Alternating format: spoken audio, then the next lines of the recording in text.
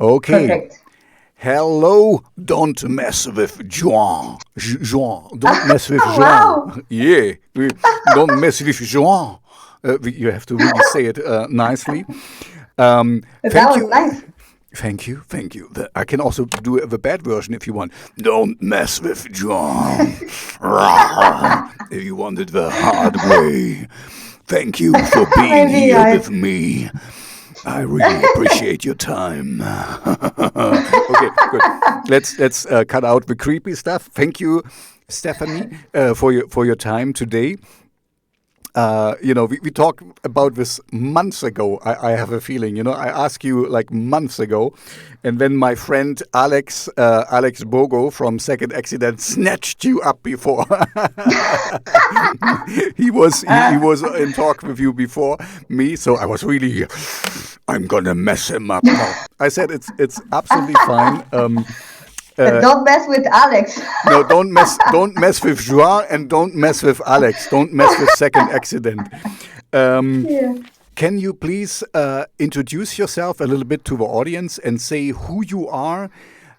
Maybe also what kind of music you're making and why you're making it and where you're coming from music-wise. So what's your music background? Yes. So first of all, I just want to say thank you so much for receiving me. It's funny because I've been watching a few episodes of your talks since that moment where you put my song, and it's been very inspiring, very motivating, and very nice to see all of that. And I think you do a very good job. So Thank you. I see you research and do all of that. So like, thank you very much. I think it's a very noble thing to do, to especially in this time, to show up these artists. So thank you. About me, my name is Stephanie. I make music, electronic music in a solo project that I call Dontmesswithjuan. That you say quite more excitingly than I do. um, I make now, I call it Surrealist Electronica. It's an idea that came with a friend of mine that we can talk later on. And my musical background, well, it feels not so much as a background, but more like a tornado. In the sense that it was a little bit all over the place. But if I try to make a little story, well, first I come from a family of musicians. I studied classical piano for very little time when I was young, like maybe just 3 years, and I quit everything at 12. Went to do other stuff, and of course I had like a guitar in my wardrobe, but I was very lazy, never really got to it. Then I started traveling, and at some point I was alone, and that's when I kind of bought a little travel guitar so I could not be alone, and started playing, and it slowly, very slowly unfolded into writing melodies, writing songs, doing some vocals, and then try to start producing electronic music, then trying to go to do commercial music, and then going back to this, trying to do music with my personal taste in this project, Don't Mess With Juan. And yeah, that's the background. And then why I do it, it's I don't think there's really a precise why. It seems like it was really a series of many events leading up to here and being with you here today on this podcast. Yes. I see. I see. I told you in the talks before we started the recording that I usually try not to do stupid or what I consider stupid interview questions. But I have one stupid interview question. Oh, Don't mess with Juan. Why? Where does this name come from? I'm pretty sure you get this asked a lot of times, but I found a lot of interviews with you, not a lot, but I found a few interviews with you, and also the episode, of course, with Second Accident. But I purposely did not listen to them and did not read them because I wanted to figure it out for myself. And sorry, this is a stupid question you might have answered a couple of times, but now please tell me, and of course the audience, where does this name come from? I mean, it doesn't really strike me as. What's the relationship? Marketing, no, it's not very appealing name as for marketing. Of course, it's not a stupid question. Actually, I was expecting this question, and I think I must have answered it here and there a little, but not really like seriously, or so. It's not a stupid question. I think it doesn't have such a great story to it, but it was just in the time when I was looking for a name. I was looking for a name that was short, that was cool, that was, punchy, and that would stay in people's minds. And I couldn't find anything that I liked. And at some point, with a friend, we started to do this joke of "Don't mess with Juan, don't mess with Juan," and I don't know why it just stuck. And I was like, "Oh, I don't want to swear here on this interview, but let's just take this, you know." Swearing is okay. I don't care about swearing. This is only for adults here. But don't tell me about don't tell me about I had one problem before with YouTube where we talked about using drugs and stuff. So YouTube didn't like that. So we should not talk about this. But you can swear if you want. Okay. Well, thank you. But so, I just said, fuck it, I'll use this name, because at some point you kind of need to move on as well. It's like, okay, I can spend 3 years on finding the best name, but what is the best name in the end? Exactly. I don't know. And in the end, I just took this, and it kind of made sense on the long term, because as well, I knew I wanted to do characters, and so Juan became the name of the first character, and it's like I'm messing with Juan because I'm making him go through this crazy journey, and so "Don't Mess with Juan" is like the starting point of the universe, if I can say, of like, if I mess with Juan, then it will kind of open this box of adventures and things. So yeah. Something like that. Okay, got it. Yeah. No, what I was thinking is, and you're absolutely right, it's almost impossible today to find a unique name nobody else has thought of. So in a way, it's cool, it's clever. You put it all together in one thing. Don't mess with Juan. So it's something. Yesterday I talked with a guy who called his band or his project Jonathan Christian, and I get it. One of the guys is called Jonathan and the other one is Christian, but it's if you search for them, you don't find their music, because there's a lot of Jonathans and a lot of Christians out there. So in a way, it's better to put it all in one word. Don't mess with Juan. What I learned in my little I have no idea of marketing and stuff, but what I learned is the best thing you can do is make up a word, because then it's unique, and nobody, there's nothing that will have this word, what it's kind of connected to it, you see? So anyway, for the next band, make up a word.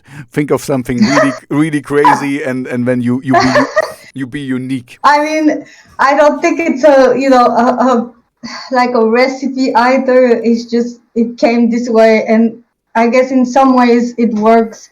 Then it maybe does difficulty for people like you to try to pronounce it. So, it's good things and bad things about it. But it happened this way. So no, it is absolutely fine. It's also a name is just a name, and it's what you fill it with, you know. And the good thing with your name is you don't really know what's going on here, you know. What I mean is, you know, I also talk with metal bands and stuff, and then you have like, I don't know, the Poison Vipers and stuff, you know. There's kind of like, you know, okay, this is kind of metal and stuff. And Don't Mess With Juan is doesn't really, you know, it leaves a room for interpretation. You really have to listen to your music to know what your music is about. The name doesn't give it away. That's what I mean. You know, it's not like I don't know. Yeah, I have no. Yeah, I think that's very interesting because actually I was very curious to see this interview, to try this interview, because I know you research on the people, and it's maybe the first time I get like I wouldn't say, like thoughtful feedback, and I can know what is the perception of me. So it's very interesting to get your opinion, and it's nice. Yeah, I mean, you know, I'm mostly you. You are a kind of fringe artist to me because I'm more like into industrial metal, gothic rock, and dark wave, dark pop stuff. And this is where you come in because your music is quite hard to classify. You know, as I was preparing for this talk, I was listening to some of your things, and it's hard to really put the finger on. And you said something very interesting in your introduction. You said you were kind of trying to make commercial music, and then you came back to your style now, to your surrealistic style. So why that? Why would you? I mean, so just that you know where I'm coming from is, for me, music is freedom. You know, there is no right or wrong. There is something. Either you like it or you don't like it. And best case scenario is a lot of other people will like what you like. And then, you know, you get fans and following and whatever. And, you know, in these days, it's important to have clicks and views and plays on Spotify and all this stuff. But why did you try to kind of do commercial music before you kind of went back to your calling, let's put it this way, to your surrealistic electronica, cinematic? It's hard to describe. Whatever. Yeah. I mean, it's really hard to market this stuff. So I get, you know, the commercial approach, because then it's easier if you say, you know, you do dream pop or something. You know, it's easy. I can put you in a box. I know what it is. With you, it's harder for the listener because you have to really listen to it and understand what it is. But anyway, what was this kind of? Why did you take this detour? Let's put it this way. Yes, I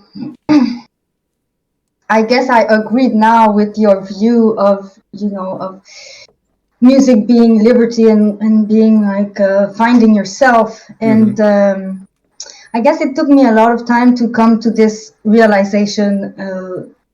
Maybe the fact that I had a family of musicians, so it took me a long time to just give me the right to even think about making music. Of course, I was lazy. It's not just the fault of that, but you know, it took me a lot of time to start doing it. And then I don't know. My dad was making music for a library of royalty-free music, and this is. This is a little bit how I started. I did some vocals with him, and it kind of unfolded. And I had started to do some more personal songs, but then I started this, and I was like, hey, maybe I can actually make money to be able to make my own music, or to be able that this is a kind of what I do in the day. And it didn't really work for me. This is what happened. I tried it for a few years, and I tried many things, you know, like sync licensing, pitching to royalty-free libraries, pitching to, different people, trying to, and No, it was not. It just didn't really work. So I don't know. It just kind of came back with life choices and everything. It's slowly just kind of came back to making my music, and in the end, I feel it's working more. Not that I'm, that it's working. I'm just mean it's a question of energy. I feel it. I feel I'm Yeah. getting good energy feedback from it. Yes. No, I know exactly what you mean. It's kind of you can feel if you how you say don't get it wrong, if you phone it in, if you just do something because you think people would like it, or if you're really into it, if you're really in it, then people will feel the energy, will know. I mean, that's just a difference. It's kind of, it's not really in the notes or something, but it's kind of on a different level. You will feel it. You will see she's just going through the motions, or is she really feeling what she's doing? And that's, this is the good thing on music, like I see it, and I really mean it.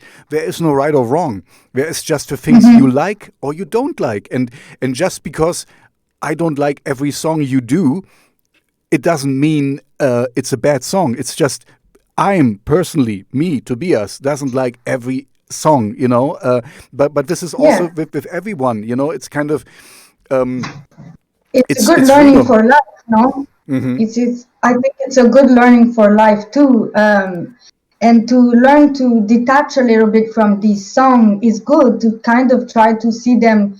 I'm practicing of trying to see them more as a t-shirt, like, okay, this one is a blue t-shirt, this one is a green t-shirt, and this guy or person doesn't like blue.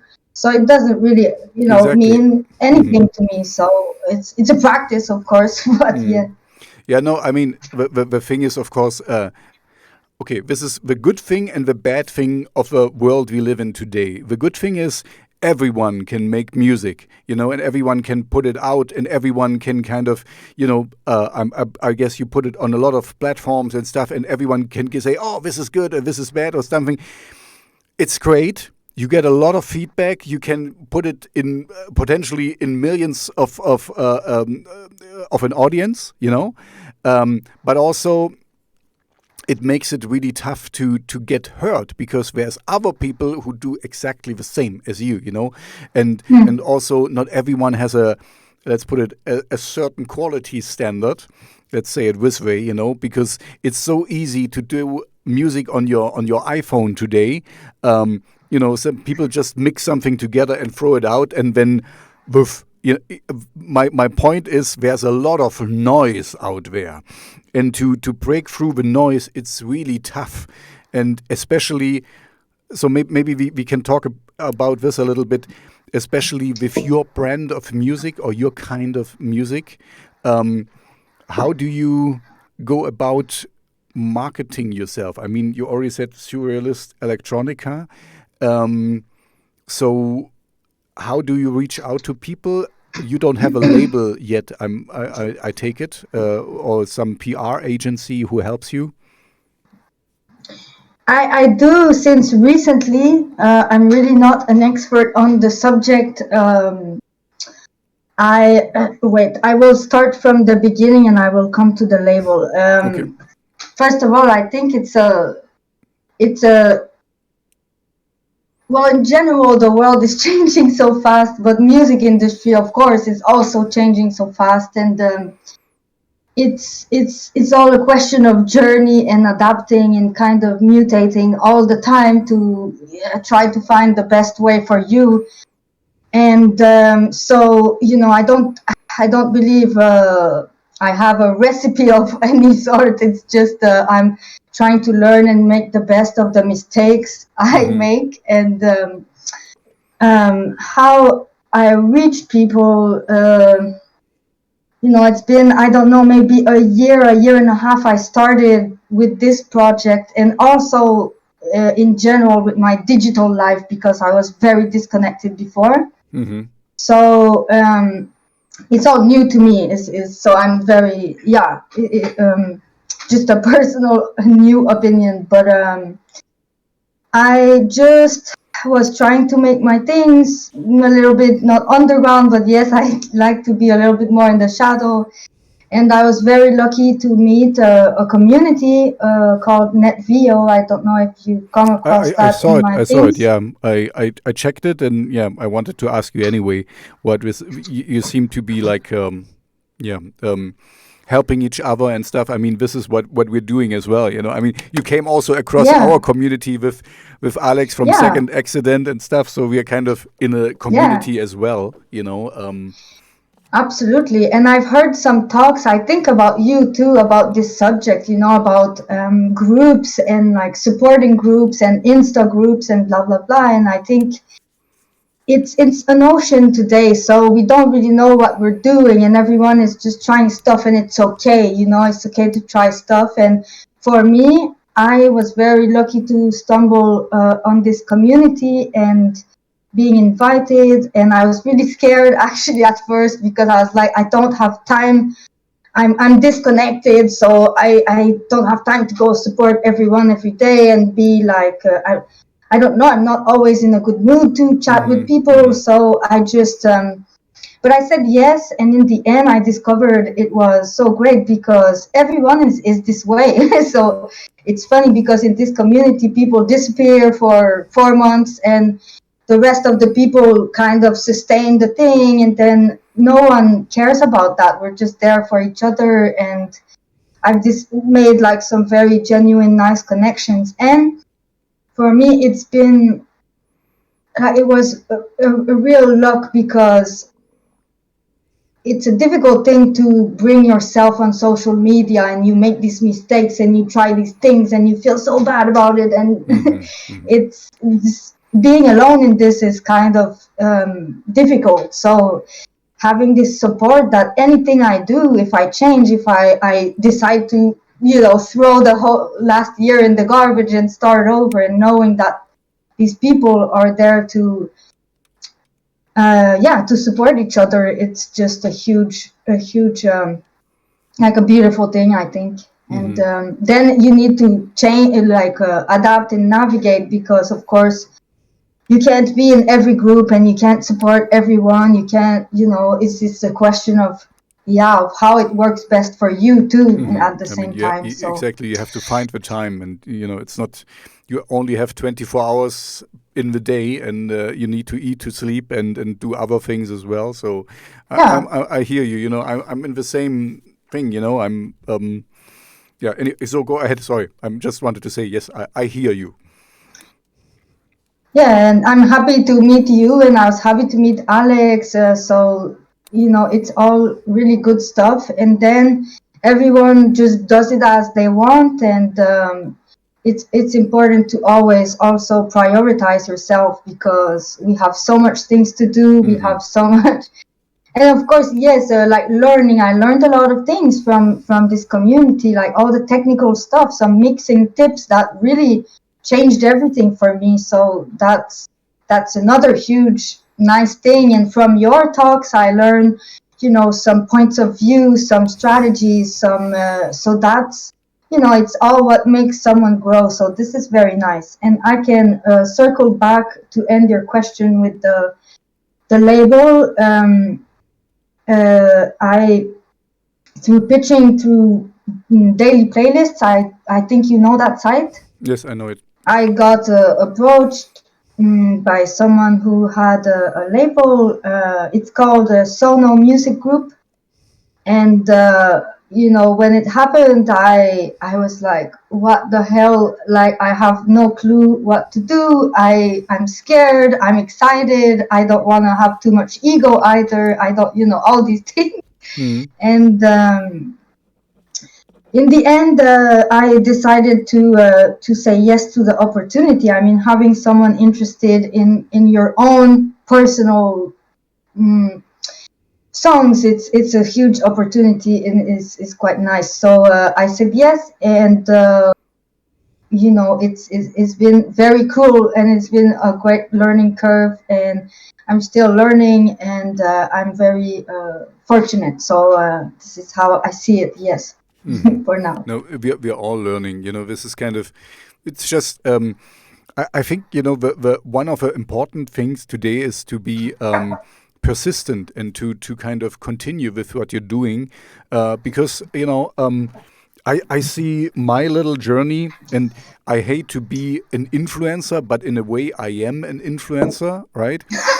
Yeah, I mean, you have, we're going to talk about this in a moment, but you have a radio show as well, and I have a radio show, and I have a little following there, and I have, my playlist, and I have a little following there and stuff. So if I want it or and not. you're on Submit Hub, so this is a big... Pardon me, what? You're on Submit Hub too, like you get... of course, I'm on Submit Hub as well. Sorry. Yeah, no problem. Anyway, the point is, even if I like it or not, I am a little micro influencer. And now I forgot what I wanted to say. No, but I'm still learning. That's exactly. I wanted to give you, You were talking about being consistent and persistent with what you do. Yeah, see, exactly. This is what I want to say. And I see, because on Submit Hub, because you brought it up, I see my statistics, because all my accounts are linked to Submit Hub. So, I see when they go up or go down. And as I can tell you, they go up and down all the time. But the trajectory is always up. I lose 3 followers there, and I get 5 over there. And, it's very slowly, but it's kind of consistent. You just have to do it. I mean, it's kind of... and it's you. It's you. Exactly. You do what you like. One of your songs was kind of daily grind or something. It was like, you have to kind of persistent and just do it. And I don't really care, I don't want to feed the algorithm and whatever, I just do what I like. And with it, that's the fun part for me, because I don't have any overlords who tell me what I need to do. I talk only with people which I really want to talk to, so I only invite people I'm interested in. And and that's cool for me. So I never really get like, oh, I have to interview or talk with this person, and then I don't really want to. He's a smug rock star or whatever, and stuff. I'm having fun, and so I'm being authentic and just enjoy what I'm doing. And I have a family as well. I have a job as well. I have my own music thing as well. So I also have to balance the time. Going back to you, I wanted to ask something else, and I forgot. No, you have a no. I remember. Before I forget. This is a very personal question, and you don't have to answer it, of course, if you don't want to. Oh. But where are you from? I cannot place your accent. You have like a French accent, but I don't really. Are you in Canada or something? Are you Quebecois or what? Yes, I'm Quebecoise. Okay. So because you found it out. Okay, for real, you're really Quebecois. Yeah. Tabernacle, hostie. Oh, hostie, tabernacle. Oh. You got some good practice. Okay, no, I lived for 2 years in Montreal. So that's why I picked up a few. Je m'appelle Tobias. Merci pour votre collaboration. Oui. Oh, enchanté, mademoiselle. Okay, good. Okay, so I was wrong because I couldn't really. It was French, but not French, kind of. Okay, good. So I got it. Perfect. So now I don't need to answer.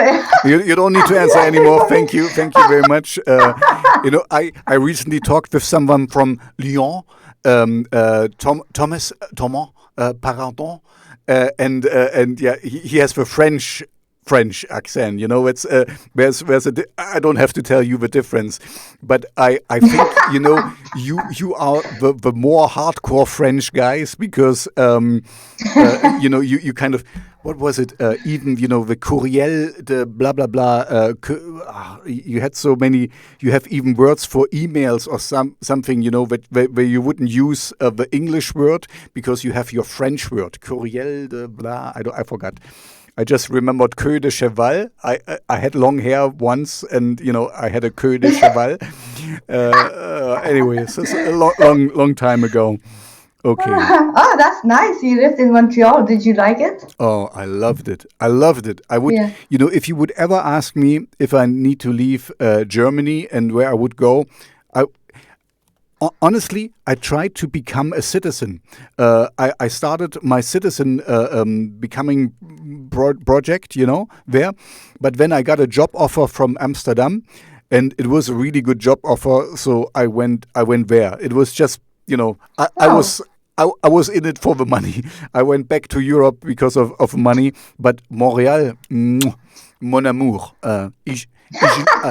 je t'aime, Montréal. wow, that's so sweet. Yes, I think Montreal is such a great city. I was living in Colombia very recently, so I just came back to Montreal like a few. I don't know. I have a weird concept of time, but maybe a month or two ago, something like that. Yeah, I Yeah. know. As I tried to reach you, you were unreachable because you were kind of in the Amazonians or Oh, somewhere where where you didn't have any internet. Kind of. Maybe can you just? I mean, only if you want to. What did you do there? I mean, was it for pleasure, for travel, or was it yeah. kind of? Yes, it's a long journey, but I guess a few years back, I traveled a few years, and then at some point, I took the decision to live in another country. It was kind of a dream for me, so I got the opportunity because one of my best friends was living in Bolivia, and he was working for Oxfam, like a volunteering Hmm. organization, and he was making video projects, and I studied in television production and post production, and I do video editing. So I went to travel and see him, and it just there was the opportunity to kind of make projects together. And I had started to work a little bit on my own projects, so I said, okay, let's just dive in. And I moved to Bolivia. I think it lasted a year and a half, I don't remember. And then we decided, oh no, I think it was 2 years. Anyways, but then we decided to move to Colombia just because at some point we were in La Paz, and we felt it was time for a change. And so I went to Colombia, and I guess I was not living in the jungle. I was living in big cities, but I guess I dreamed to live in the jungle. I was fortunate enough to visit the Amazon jungle in Bolivia, and had a very intense, not intense, just like some very beautiful discoveries about nature, and a little bit get a touch of real life, which is difficult today. And it's funny because just before coming here, I was yes, when you did put my song on your show, I was like super fortunate to be I was on the coast, but it was like a jungle town, and with a friend, and the internet was terrible and all, but I watched a little bit your talk, and I watched just one, and there was so many talks of you. But I watched the one that talks about jungle with I don't know, I don't remember his name. Yeah. The This was guy who had went to Peru, I think, with exactly. This was the talk. I kind of it's still there, but it's unlisted because YouTube gave me some Oh, grievance because he talks about substances he yeah, ingested while yes. he was there with the shamans and the medicine men and stuff. And I'm interested in this. This is an interesting subject, but unfortunately YouTube doesn't see it this way. And even if I mark the episode is just for adults, it's not for kids, but kids can I'm not advertising drugs or something, but I don't say No, they're of they're course. they're bad as well. I mean, everyone has to kind of make us. Yeah. So you saw the right talk because this was for you It basically. was like it was really a synchronicity like Hmm. thing. It was like super cool because it was it really inspired me so much. All the talk, like what he was saying in your Mm-hmm. answer to it, and kind of Mm-hmm. seeing from a more further perspective, it was, yeah, it was super nice. Yeah, it was quite So it's funny. philosophical. Philosophical, yeah. Um, Yes, so, absolutely. by the way, as you said, just you did some video editing. So this is your job. This is your work, kind of. I You don't wouldn't have say to that answer. You don't have to either. answer if you don't want to. But No, no, no.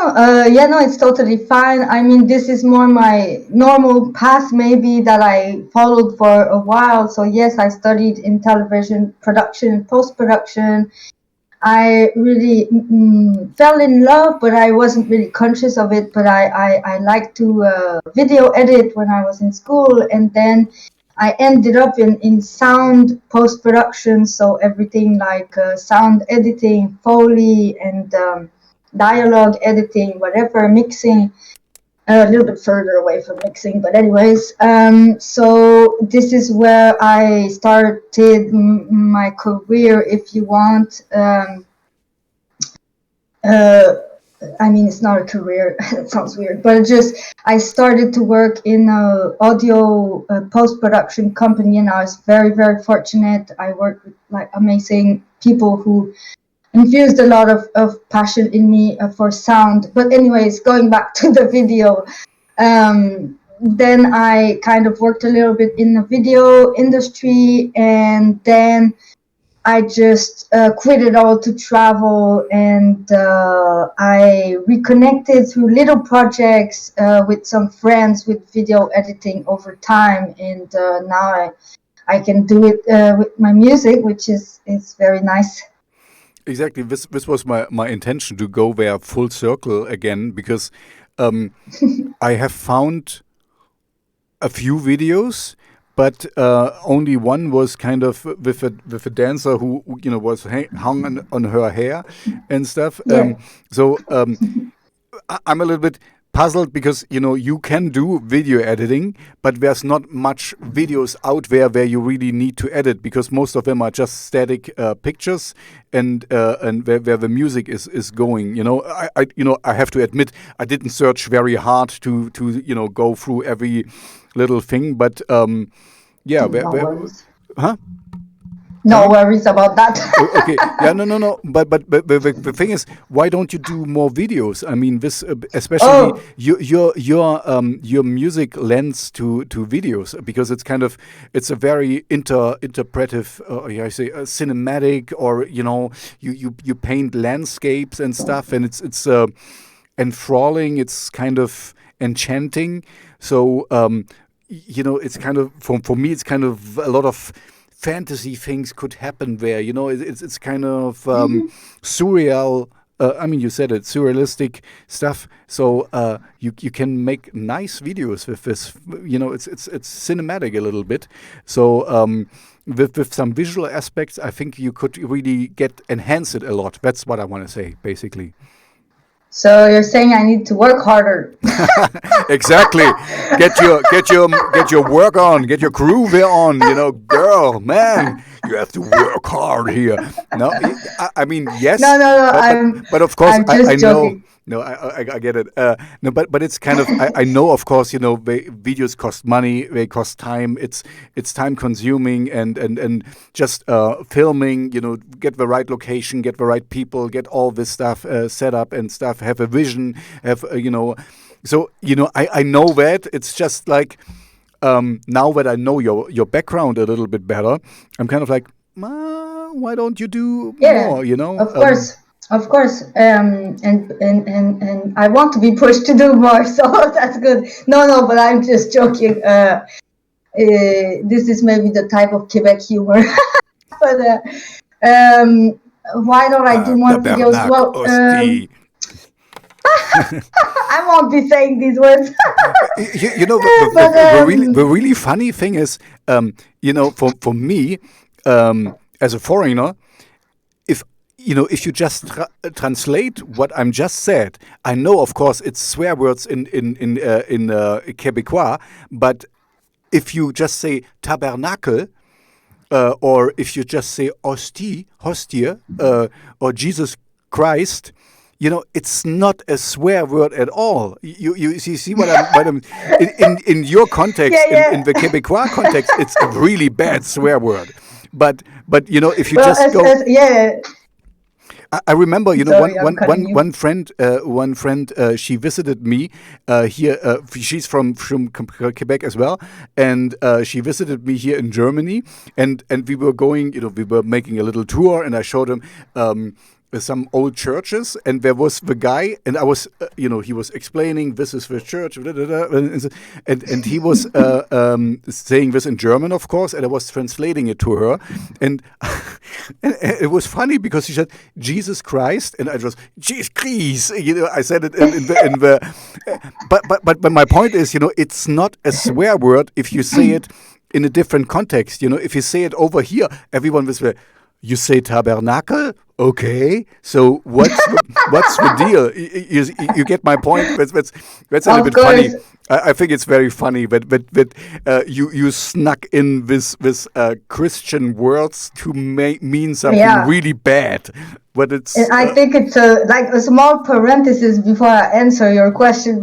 But I think this is very funny because yes, I thought about that a lot because I traveled a little bit in France, and it's such a big difference. Like most of swear words are about sex, so it's a very not a lot of countries have these swear words about religion, and it's kind of it's a big difference. In Spain they say hostia, I think, and so this is a connection I found, but I think it's the only connection I found. Yeah, but it's a funny thing. But anyways, go ahead. Yes.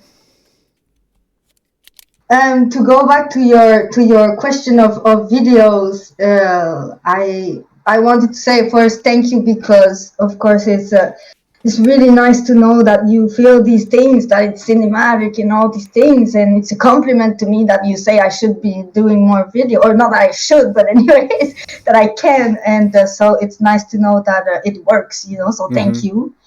And I'm just starting, so it's kind of prioritizing things, and it's funny because at first I was done with my album, and like a year ago, before kind of coming to life digitally, and I dive into marketing so much, right? Because I was ready to do this album, and I needed to learn to know how. So I watched so many YouTube videos and everything. I made plans. I made Word documents about it and everything. And then I came out, and long story short, I lost my computer, had to switch DAWs, I lost my sessions, so I was now I was digitally alive in this community. Not everyone was looking at me, but I just mean, I was like, yay, this is happening. And then boom, I kind of came back to square one. Somebody pulled the plug. And so I've had to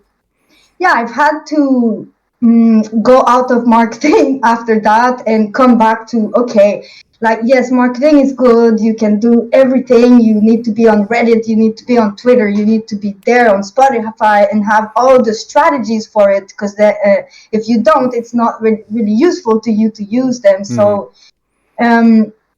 it's so many things. And I went back to music as a product. Every song is a product, and I came back to that as a really first priority, and then the videos is a second priority or somewhere. And so I'm slowly doing videos to go along with the song, and I have one. I just finished one with my little sister, who is a circus artist. So I'm very, very excited to get this one out. So I can't wait to see what you think. Is it Cirque du Soleil? No. Your sister? No. Yeah, Cirque du Soleil. Yeah. I love Montreal. I love Montreal, and I met a few artists from them. So it's a long time ago that I've lived there, but Montreal. I will always love the city. That's such a great city. Anyway, um, so yeah, I'm just going through my list. We talked about swear words, so important things are covered. That's good. Check. Check, exactly. By the way, you have a radio show as well. So how did this come about? Because it's kind of, you said that you didn't know much about how you say, digital media, and how to promote and when you come out and you have a radio show. So what is this about? How does this explain yourself, girl? Oh shit! No, yeah, I feel again very fortunate because it just happened, and I was very lucky to get this opportunity. And I am very not expert at all, so not scared to talk about it. But yeah, so first, the radio is called D59B. And there's a music producer called Asta Hiroki, who kind of reached out to me a year ago or something to make a collab. So I put some vocals on his song, and I knew he was working for a label and stuff. So I think he was a long time in the game, if we can say, than me. And he slowly, time passed by and we worked a little bit, and then at some point he got a radio show from with Radio D59B, and he asked me to do a guest mix. So in his radio show, in one episode, he told me, "Oh, put your influences and a few of your songs." So I didn't talk; just did that. So I did that to him, and then for him, and then. The radio offered me this opportunity, and I said yes. And it was a bit crazy because it was very quick, the first episode, so I did not have time to research or really get to know what I'm doing, because no, I haven't listened a lot to radio. And I was fortunate, I had done a little radio show helping my friends, so I knew a little bit the structure of editing. Mm-hmm. But it was a test, and I'm very lucky because this is great opportunity to try to understand what I like, because I'm realizing I didn't dive that much into it, and as I'm doing the show, I'm reconnecting with blocking time to listen to what I like, and then I dive, and then slowly I understand what I really like. And it's not tied by a genre, it's tied with a little bit this escape feeling that these songs give me. And this is where it kind of ties up with the surreal, and it's all discovery for me. This idea came from a friend of mine called Agent Johnny Red, who's in the NetVO community, and he is the one who gave me this idea of Surrealist. And at first I was like, oh, it sounds really cool, and I was looking for a genre for a year and I didn't find. So it was like, oh, this seems like a good fit, and I used it, but I didn't dive into it that much. But now, as I'm diving into it, I'm realizing, hey, it's pretty cool, and it kind of makes me understand myself and what I have liked in the art in my life. So yes, something like that. Okay, no, but it sounds good. I mean, you got kind of. Let's stick with this for a moment, because I just thought about what are your influences then, because so what I'm listened, I went through your radio show very kind of fast paced, because I wanted to know what you would present. And it was kind of really a lot of different music, even a rapper was in there and something. So maybe just give us a little rundown. What kind of is your influence, and what's the music you like? First of all, it's funny because I feel a little bit bad about it, because of course it's not all one genre, right? And No, it's a so real mix. I mean, it's really. But yeah, I like that you have listened to my radio show. This is a mixed bag. I play everything from industrial metal yeah, to it's true. dark pop, and so I'm And I'm absolutely. here, so Yeah, yeah. exactly. So no, I'm absolutely fine with mixing things. Not sticking to a specific genre because I get bored quite easily. That's why I want to mix it up. So, but this was more like a personal question for you. So, Yeah. what kind of music you like today, and what kind of inspired you to make music? This is kind of going back to the start thing. So, what? Yeah, what inspired you, and what kind of music you like today? You listen today. So I like there's some particular elements. For sure, there's the cinematic touch that I like, and it can come from many different things, but it comes from a little bit this bittersweet as well feeling, I think. Hmm. Then and it makes it dreamy a little bit, this cinematic side. Then I like a lot sound design, so when there's like organic sound design or Hmm. sound elements or all this, I like a lot. I like voices that I find connect authentically with me. This is what I would say. I like the voices a lot of Damon Albarn, Tom York. These are first voices that come to my mind that Mm. really have inspired me to be okay with having, not a singer voice, let's say it like this. Um, uh, and influence, yeah, of course, Gorillaz was a huge influence. I know I'm not exactly in their style, but I listened to them for a long time, since 16 years old. So this was a huge influence, and I have always been so attracted or impressed by the universe they created. I was very much attracted to that. Then there's also a guy called Amon Tobin, who in the electronic music, he is, I think, a legend. But he experimented a lot with sound design, and that is a huge influence for me. And then Massive Attack, stuff like that. Yeah. Hmm. I can like rap, yes, I can like pretty much anything. I realize right now, I would maybe say it better in a few years, but right now I realize that all these qualities of cinematic and sound design can kind of reach many styles. It can go sometimes also close to R&B, alternative, or electronica, or yeah. So and then what inspired me to make music? I don't think there's a clear, precise thing. Uh, for me, it was more a thing of life happening and just taking some decisions. And I don't know. It just, just I'm here today. I don't know exactly why. Hmm. Maybe in a few years I get it. Okay. Um, so okay. Yeah. Thank you. What I found interesting, as you talked earlier, as we talked about your name, and you have this character Jean.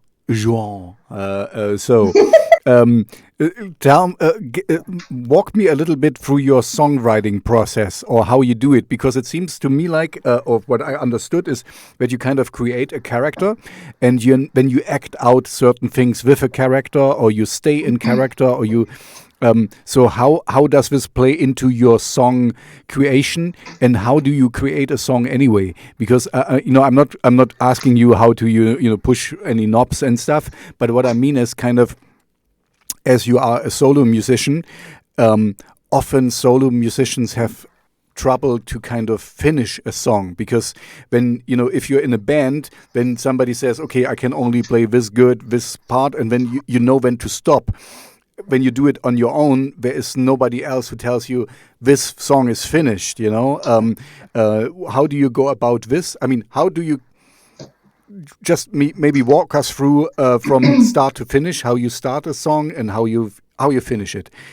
So what's your usual process? Okay. So, well, first of all, the character is not necessarily the starting point. Maybe I can tie up later with that, but as the process of writing a song, it's always in mutation, right? It becomes better with time. It becomes a little bit easier. I guess it always starts with the drums, because I try to do a drum pattern with sound effects, and then I add some bass, and then I add a basic chord with the whatever synth and just a chord pattern. Then this is kind of the structure of a verse. Then I do the structure of the chorus, very basic skeleton. Then I get some ideas I listen to it, and melodies start to appear a little bit. So then I look at words. Then it first starts from getting a feeling. Of course, it's all a circle, because when I'm writing the chords, it's coming from a feeling. Then I'm listening to the chords, it gives me a feeling, and then I'm trying to put this feeling into images. Because my writing, I think, is not that much. It's simple vocabulary, so I think I'm more using images with these words. So I go with this feeling, this theme, then I search for words with this melody I'm starting to hear or construct. So I choose some words that kind of, for me, reflects how I'm feeling about this song. And I go from there. So then I write the lyrics, and then I finish the arrangement, then I mix, and then I used to master by myself, which was a big problem, I guess. This is where it changed recently for me. It was very difficult to finish a song until I got some good advice from a few different people, but to make master by someone else. And I started to work with a guy from the community. He's called Dan Fur, and now he masters these songs. So it really changed everything for me. And when I heard the advice, I was like, yeah, okay, it will be nice. But now I'm like, oh, it was really changing everything, because I would go nuts in between the mix and the master, like, and then listening on the cell phone, listening on this laptop, this other laptop, the car, and like I would go, yeah, no, this is not healthy. So this really helped me to be able to finish songs. So yes. Okay, so you kind of have help from outside help to get things finished and done. Yeah, I mean this is a very healthy approach, because yeah, like you said, you get nuts because after a while you have heard it 1,000 times, or you feel like you heard it 1,000 times, and then you cannot be subjective anymore, and then it's really like, you don't know if it's better with this or without that, and you lose perspective a little bit, so you really need somebody from the outside to help you. So I mean, and it's good. Like that's also good. Having this accountability, because when it's just yourself, it's like, but when are you done? Because it could go forever, and there's always something you can add, you can change, and exactly. So that's exactly my point. Having kind of this, having this point where I have someone else to just, kind of let go of the song, and okay, I send him the mix before so he can tell me, oh, change the bass, or this needs a little bit. So it's like a stopping point for me that is really feels so good, to have someone else having a fresh perspective. To hand it over and to kind of give it to him, and then you're done, and he will most likely make it much better than you could, because otherwise, this is, he does. Yeah, no, yes, I know this, course. and I'm a big believer in this as well. That you kind of, what you're good at, and what you cannot do.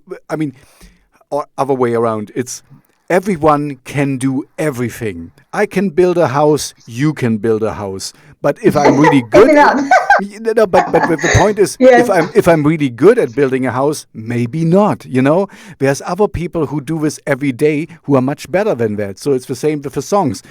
if you can mix a song and I can master a song, I could, but if I'm really good at it, no. But there's people who really love it and really do it every day and really have fun doing it and really playing around and this so why not use them? And this is not abuse them, but this is also just knowing your limitations. This is also a worthwhile process, that what you're good at and what you're not good at.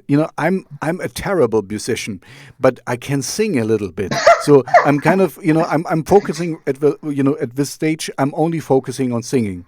I don't do any. I play a little bit guitar and a few things. But my point is to give it back to you. It's like, know your limitations and know when to ask for help. This is not so easy. Sometimes people don't want to ask for help. And also choosing, it's exactly what you're saying, but choosing where to put your energy, because exactly. I realize now that I don't do the master, I'm finding a lot more pleasure to do the mix, because of course I'm not very good at it, but I have a lot more fun, because I would get lost, so much, and then I would just go back 100 times in the mix to change everything so the master could sound good in the laptop, in the cell phone. And since obviously I don't know nothing about mastering, it just made the mix become like, I would cry and be like, no, like I can't do this. So yeah, it's a question of choosing, and in the end, delegating some tasks can be a very good thing for moving forward as well. Yep. Yeah, exactly. Choose the battle you want to fight, or you are worthwhile fighting. Yeah. This is the okay. Sure. So one question I still have is as you are a visual artist, did you also do your cover artwork yourself, or did you have somebody else who does your cover artwork? I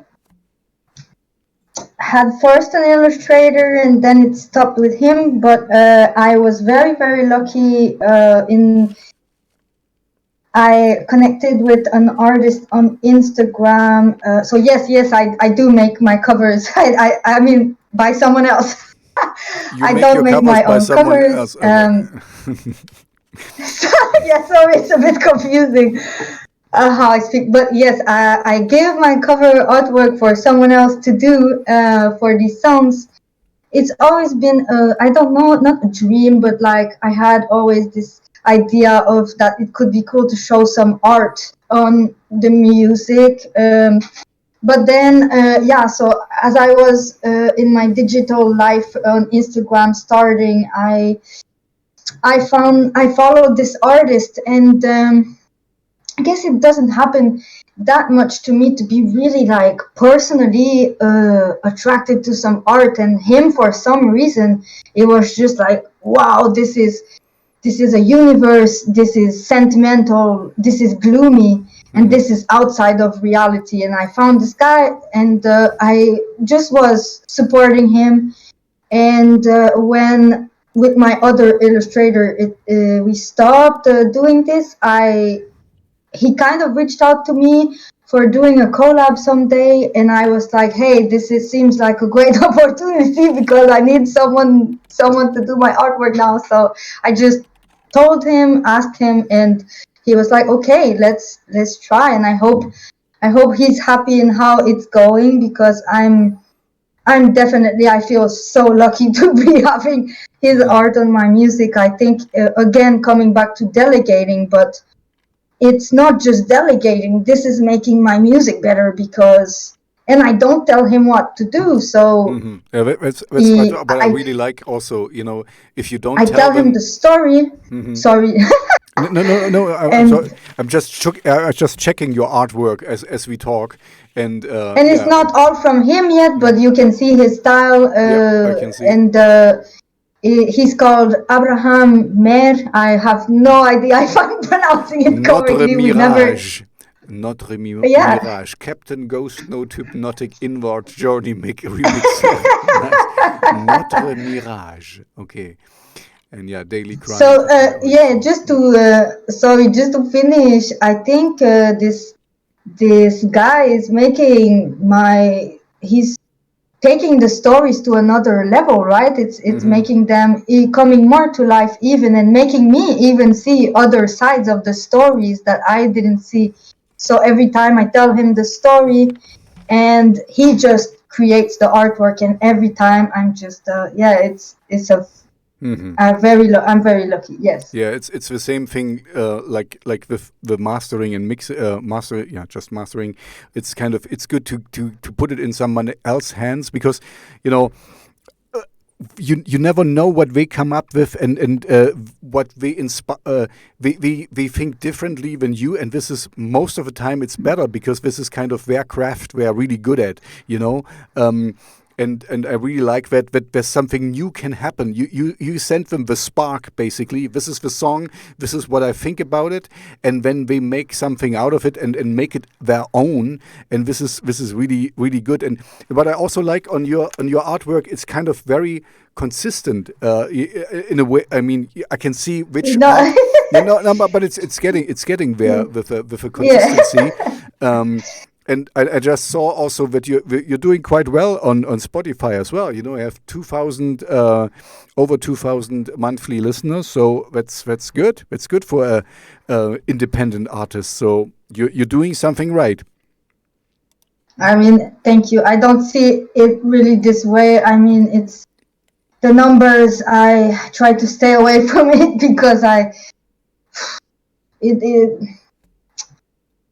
yeah, it's for the ego and everything. It's not very good to look at it too much in just personal opinion, and it can get anyways. But yeah, thank you. Yeah. Just say thank you. Exactly. So, you know, I'm actually through with all the things I wanted to talk with you about you. So, do you have any closing thoughts? Anything you want to share with the listeners? Usually, I want to know what's in store. You know, what's coming next with Don't Mess with Juan. So, what can we expect from you in the future? And if you have any closing thoughts, something you want to share with the audience, just let me know. It's your time to speak now. No pressure. No pressure at all. I mean, No, no, you're talking the whole I'm time, so joking. it's fine.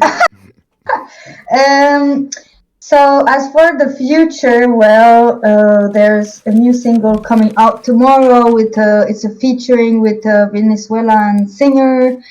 It's a cover of Drake, so probably not in your own personal taste, but it will be fun. And then I'm working on putting my album out for finally my first album, and this is where really I'm really having the stories about Juan. So every song of the album is a step in his search for happiness. So it's an album of cycle, and yes, this is what's in the future. And then closing thoughts.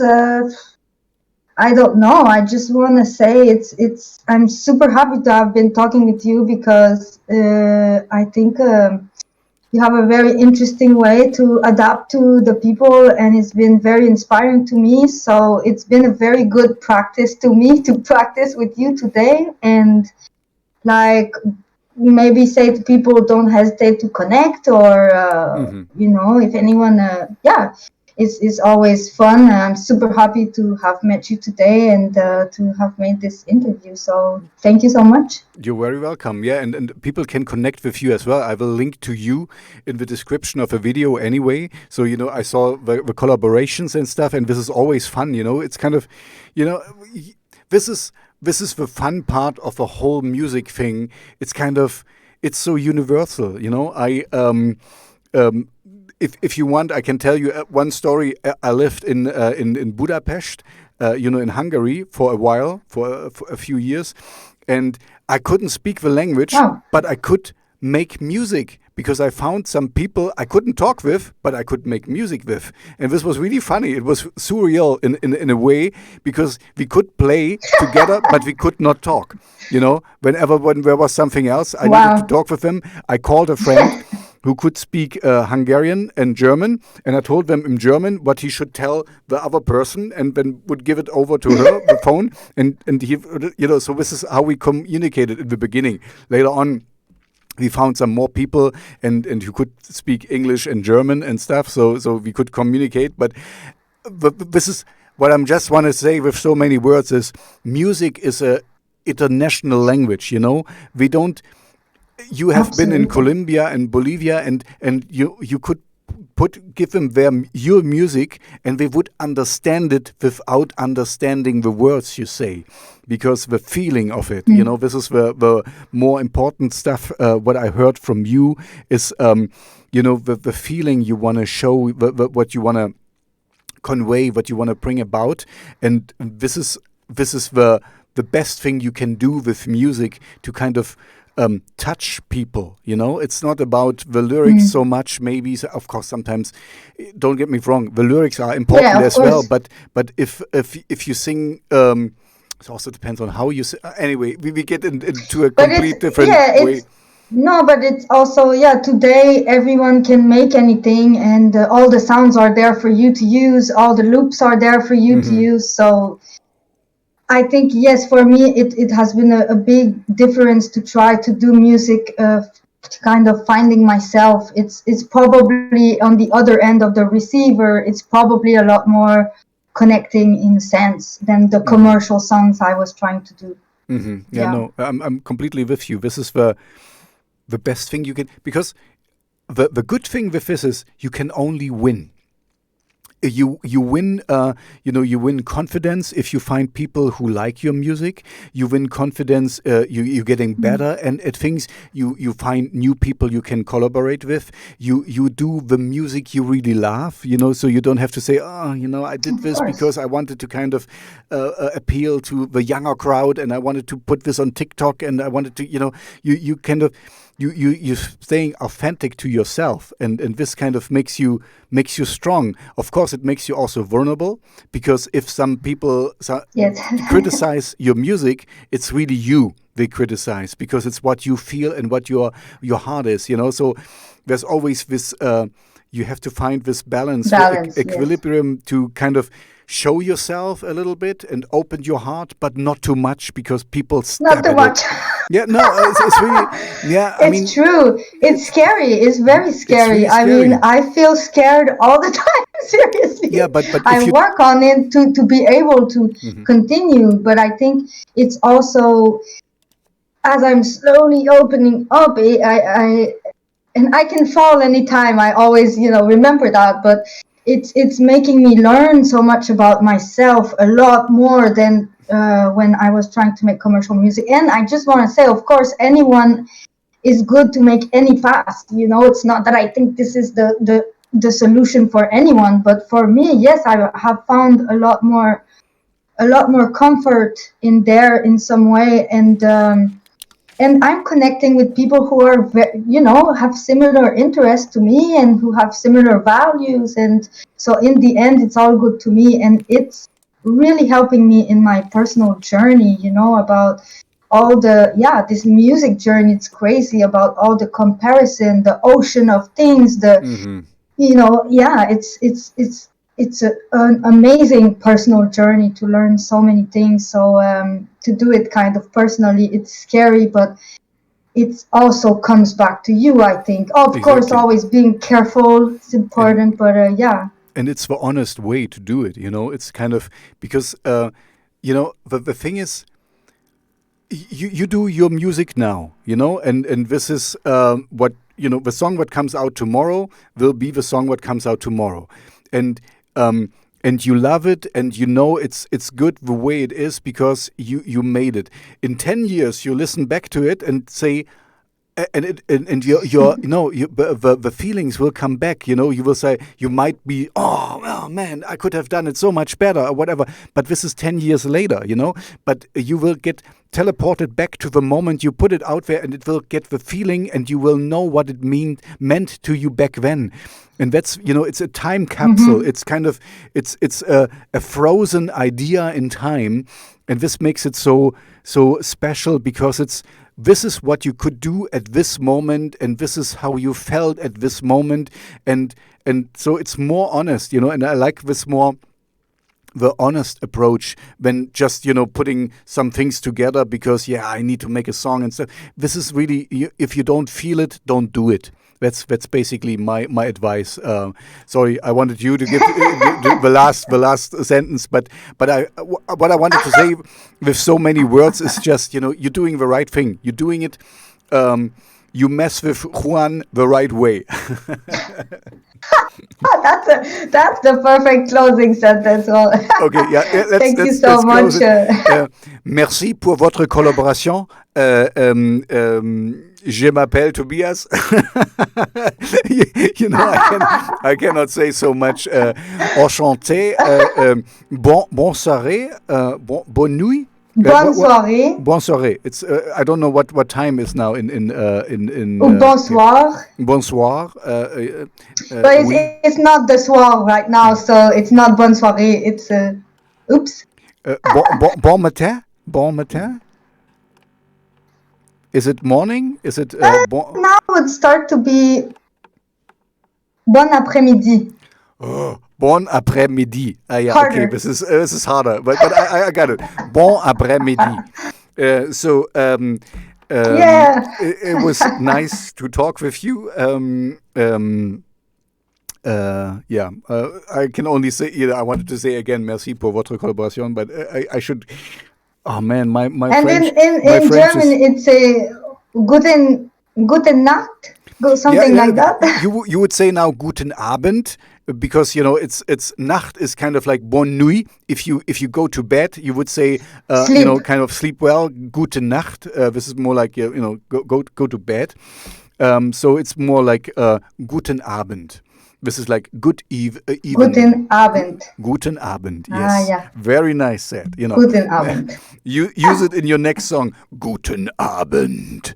The next song is kind of like a hardcore metal song. And you say, Guten Abend, bonne soirée, bonne nuit. Yeah, okay. Thank you. Bon après-midi. Thank you for your time. Merci pour votre temp. No, what's the time? Temps.